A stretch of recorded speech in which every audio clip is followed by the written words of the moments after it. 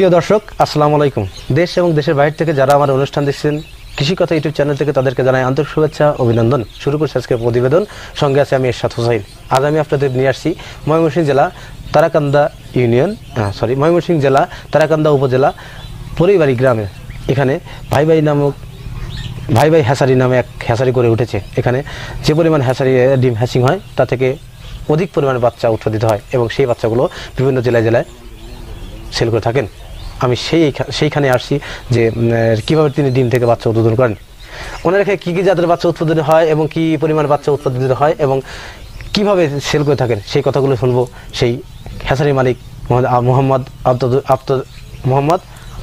আফতাব উদ্দিন ভাইয়ের কাছ থেকে। চলুন আর দেরি না করে শুরু করে আজকের প্রতিবেদন।